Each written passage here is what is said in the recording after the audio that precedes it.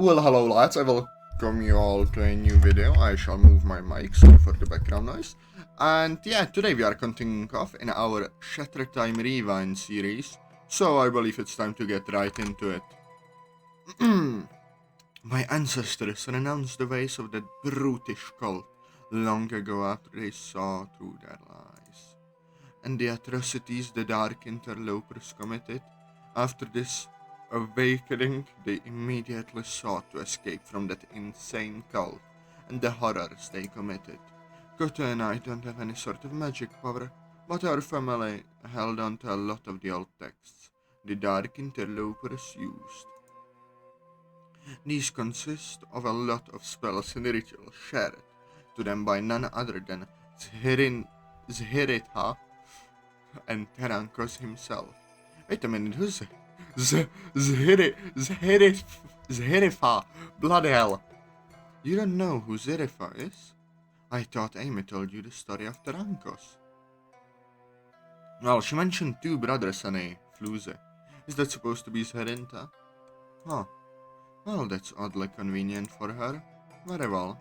Allow me to fill in the blanks. In a distant realm far from our own, there lived three siblings. Articus the Creator, Terenkus the Time Wizard, and their younger sister Zenithia, who was able to create and destroy life at will. Okay, that's like the naming convention is so random. You have like Articus the Creator, so you would I would think that something similar would come up, but then you have the Terenkus the Time Wizard. And then just Zerinfa, no title, just she was able to create and destroy life at will. Unlike Articus, Zerifa was I cannot speak, sorry. I was the whole weekend gone and I'm extremely tired because I had to practice a play. And it was really long, so my mouth just is gone. Zerifa was very selfish and lusted for power. She was I need to do a better voice, Jesus. She was incredibly vain and thought only of herself. She never once thought about those she hurt in her wake. It was also said she used her beguiling looks, beguiling, I do not know English, and magic abilities to seduce men into her bidding. Creating and destroying life at will was a scary thought. She became a great threat, which prompted Articus and Terenkus to team up to put a stop to her. Overpowered by their teamwork, Zhirta was imprisoned in a place known only as the Pit. Is it the highly acclaimed Fallout 3 DLC, The Pit, with two T's?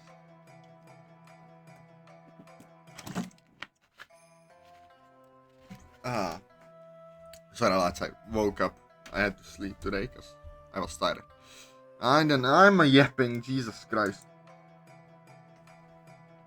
Despite being imprisoned by her older brothers, she could still interact with those she had a connection to. And so, she manipulated and tricked Terenkus into betraying Articus. His mind was already fractured by a terrible accident. She took advantage of this to make him believe Articus had plans to betray him.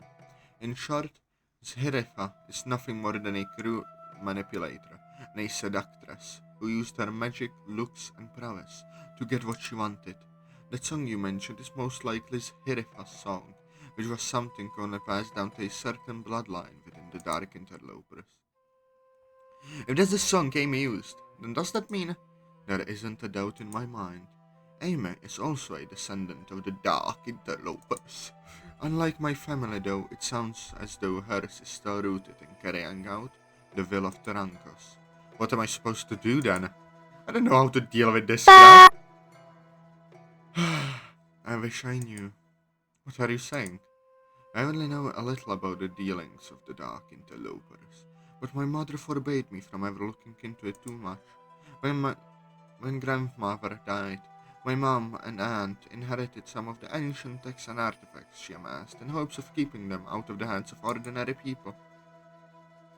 I imagine Aunt Tsubasa was very much the same when it came to how she raised Kotonoha. Even if the answer was in one of these texts, it would take us forever to go through it, all before time loops once again.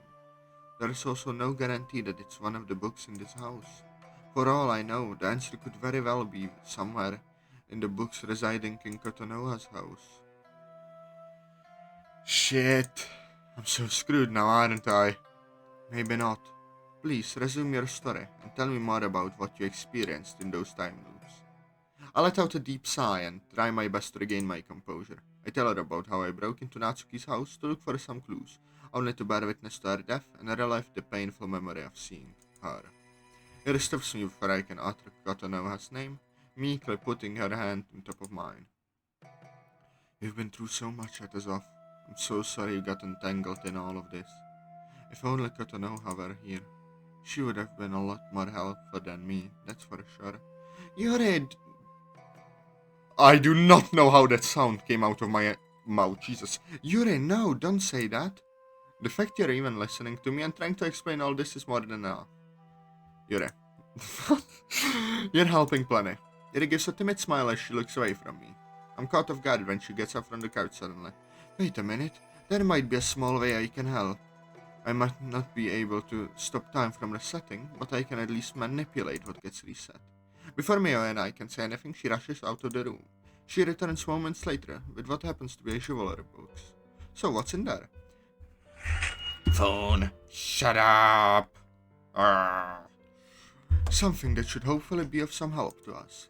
She just back down and opens her jewelry box, revealing an assortment of rings, pendants, puzzle pieces, and even some heavy-looking padlocks. Strangely enough, they all looked like they were made from the same metal. Everything in here is crafted from pure synthoid metal. I've never heard of that kind of metal. I'd have been shocked if you had. This metal is forged and crafted through dark interloper alchemy. Bloody hell, it is a ASMR. Ugh! Ancient alchemy, Tarankas shared the secret to. Its properties allow it to cancel and nullify magic. As such, it will remain where it is, and in whatever condition it is, no matter what sort of magic is performed on it. This includes anything from Tarankas.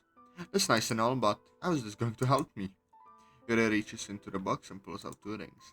She takes one for herself and hands one over to Mio. Objects made from synthoid can affect some of the things around them, or the people around them, so long as they have it on them at all times. At the very least, now that we know about the time reset, Mio and I can be prepared to help you by keeping our memories intact from each time loop. That's actually kind of helpful. She reaches in and pulls out a pendant and a lock with a key on it, handing them both to me. The pendant is just for an emergency, but I doubt you'll need it since you're the one with the curse. Your memories will carry over by default. As for the lock, if you have some kind of large box or even a door, it can latch onto. Use it there. Perhaps if you find any clues, you can keep them without you having to lose them when time resets. That's right. I found Natsuki's diary right before I ran into the psychopath father of hers. While I don't condone stealing, we are in some rather dire straits here. So, you need to do what you must to get to the bottom of this mystery. Whatever clues you can find, make sure you hold on to them at all costs. Right. I think we still have a little over 2 hours before the start of the next loop, based on what you've told me. I think it might be best to stay here at least until that time comes. Yeah. We've already ditched school. I'm pretty sure the police are looking out for me as well. Mio rolls her eyes at me disapprovingly as she gets up from the couch to go to the kitchen. I have to say that I have never expected you to lash out at Joishiro in that way. I know he's stupid, a pain in the ass. Not the words I would have chosen, but yes. Anyway, even so, I never would have imagined you'd have done that. You certainly changed from the time we've met, Atazoth. Yeah, well, things change. I'll say you've almost completely changed. I'm surprised you haven't dyed your hair blonde and become a delinquent. What? I do not get this reference, so I'll just pull up a random picture of a blonde delinquent that I can remember. It seems everything changed the day Kotonoha left this earth. I stay silent. After all this time, I never really thought about it before. At the time, I had already enough bullshit in my life, courtesy of deadbeat dad, but the day Kotonoha died, I felt like I lost something, a part of myself. Oh, my apologies. I was overstepping my boundaries, wasn't I? No, It's fine. I don't know how to respond to that, honestly. Kotonoha wouldn't want to see you feeling this way, Atazoth. She would have wanted to see you happy and living a good life. Well, that's easier said than done. Otherwise, I'd be probably doing that right now. She was always better at this kind of thing. I'm sorry I can't be of any further help to you, Atazoth. You've already done enough for me, Yuri. Don't sweat the big stuff. Not even the therapist my mom sent me to has done anything to help me with the healing process. Alright, Atazoth. I suppose in light of this new information, I'll see what I can do to figure out a solution to this predicament. We don't have a lot of time, though. Well, yes, relatively speaking. As much as I'm not the one to miss school, I feel like it is necessary. Means to search for answers. Wait, you're going to ditch school? Only because I need time to look through what texts and relics left over from grandmother, not because I inherently want to, Atazoth. Oh, right. There's nothing to worry about, Atazoth. Besides, you said the day has repeated itself twice already, correct? Well, yeah, but I mean... Relax, Atazoth. Nothing will happen to my academics, considering I can just simply repeat the day once everything has been corrected. I guess you're right. Still though, making a miss school on my account just doesn't sit right with me. Well, at least that part of you is very much the same. What's that supposed to mean? Oh, never mind. Wait, so if you're going to ditch school, should I not bother with it either? I don't think that would be a wise decision, Atazoth. After all, you are at the center of this curse. Mio and I are now outliers thanks to you revealing the truth to us, even more so due to the use of these artifacts. Figures. Yawn. I know you detest school, but it's important that you go about the day, as per usual, as to not cause any major disturbances. Emma said that the Rankers could punish me if I don't follow the rules of this whole thing. Is that what you're saying? I'm not sure if that's the case, but it wouldn't be wise to tempt fate, now would it? Yeah, I guess you're right. Don't worry, Atazoth, I'll still go to school with you. We both look over to see Mio walking in with some cups of freshly made tea for us on a tray. Oh, I was wondering where you have gone off to, Mio. I figured we could use a little tea break after all the sneaking around we did today. Among other things. You're not going to let it go, are you? How do you expect me to, Atazoth? If I'm being honest, what I saw back there was just really scary for me. Mio sets a tray down on the table in front of us. She takes a seat beside her. I do not blame Mio, on the other hand. Imagine you're just walking to like class or something, and then you see one of your friends just beating a guy to a bloody pulp, to the point where he's just out cold. I'm just hoping you never do anything like that again to anyone, even if it's someone like Joishiro. What you did wasn't right. I know that, Mio. I just lost myself back there. That's all there is to it. Just promise me you won't lose yourself like that again. I don't like seeing that side of you. I make no promises, but I'll do my best not to snap like that again. Oh, Atazoth, what am I going to do with you? The girls chat with each other as I try to relax and enjoy my tea. Thinking about it, I haven't really had tea since... Wow. The more I think about it, the more I feel like maybe I did lose a part of myself the day Kotonoha died. I look at my watch. It's almost time. I put the pendant around my neck and place the lock and key in my pocket. Now that I think about it, Amy also seems to be aware of the fact we're in a time loop. Hey, Yuri! The girl stopped talking and turned to look at me. You said that you and me are outliers in this whole curse thing, right? Technically speaking, yes, only due to our interventions. Why do you ask? So then how is it that Amy is also aware of time looping on itself? Perhaps it's because she is the one who had you perform the ritual in the first place. I cannot read. Unfortunately, I don't think I have a conclusive answer for you right now. That's okay. I'm just thinking right now about how she seems to check with me just before the start of each loop and all. That reminds me, Atazoth. I think it's best that you keep my involvement a secret from her. I wasn't really planning on telling her, but alright. And the reason why, if Amy really is a descendant of dark interlopers, there is no telling what she would do if she found out about my heritage. I've heard stories of some of those fanatics going around and executing any blood traitors they could find. Damn. Alright, in that case I'll make sure I don't say anything to her about you helping me. Thank you, Atazoth. goodness, I'm glad you brought this up to me before the start of the next time loop.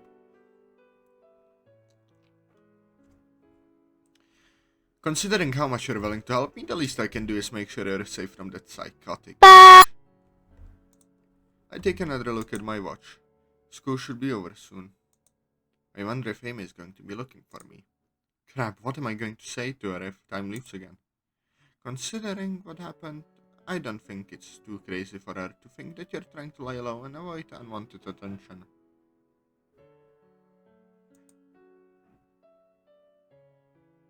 Maybe.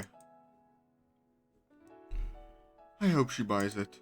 As I put my cup of tea back down, the room starts spinning and I feel my strength getting snapped from me. As I slump over on the couch, there is a loud pounding at the door. Open up! This is the police! Come on with your hands up! As I feel my consciousness fade, the last thing I see are Meo and T-Rex exchanging worried looks as Yuri gets up to look through the peephole in the door. Sadly, I don't have the energy to worry about them right now as I feel myself fade away.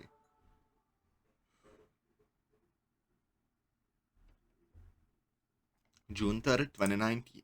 For like the 4th time or 3rd time, who knows. I wake up to find myself on the ground. Same house, same mailbox with the Syrenji family name on it. Same everything. I sit up and feel something in my pocket. Is the lock and key? Well then, looks like all that witchcraft stuff regarding these special metal items held true. I never should have doubted you, Yuri. I don't waste much time as I get up and make my way inside.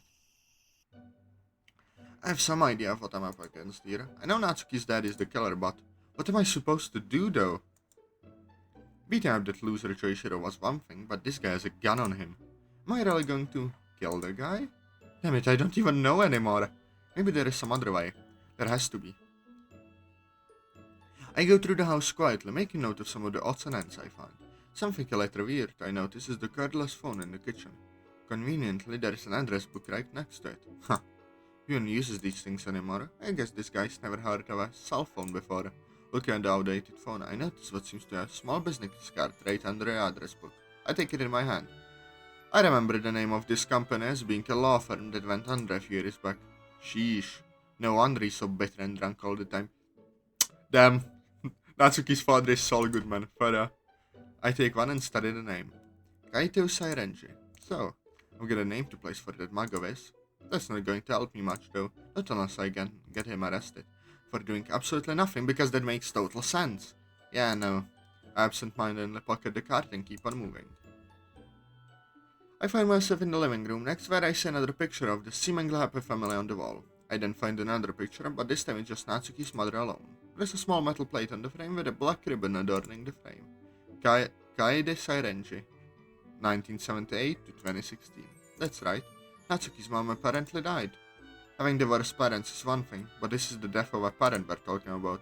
While wouldn't personally be too sad about never seeing my old man again, the thought of losing my mom would break me. Mom is all I have left now.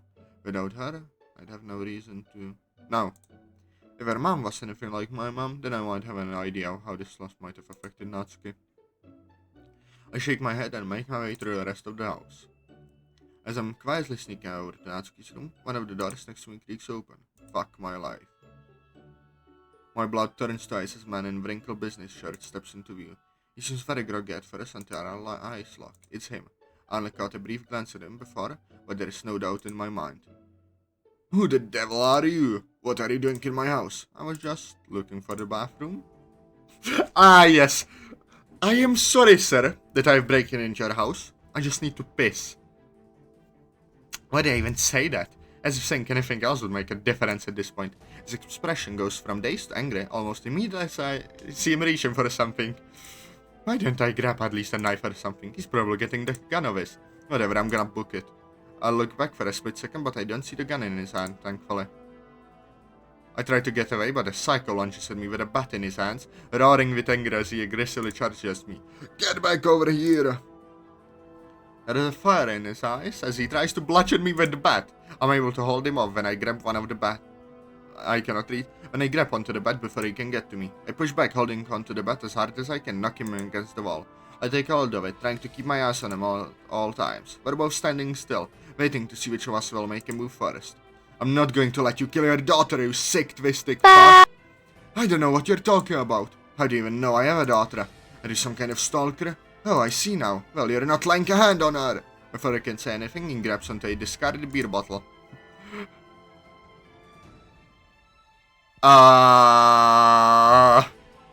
Atazoth? I know you're fighting a psychopath, but there's a shadow person on the left. He breaks it against the corner of the wall and slowly approaches, his eyes locked onto me the entire time. As I'm looking at him, I swear I can see something behind him, or someone, like a shadow looming right behind him with burning red eyes and horns like a stag. I thought I had a shit at work, at least now I have something to take it out on.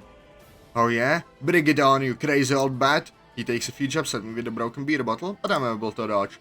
I managed to land a clean hit on his jaw, sending him reeling. Didn't think he had a glass jaw.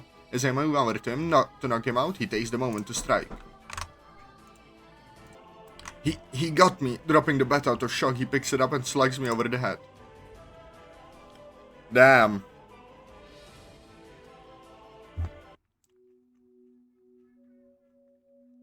My god, you're greasy. Well, I believe this. Atazoth's consciousness fades. I think it's time to fade out as well. I hope you'll enjoy the episode. Press like, comment, subscribe, and I'll see you all later. Bye bye.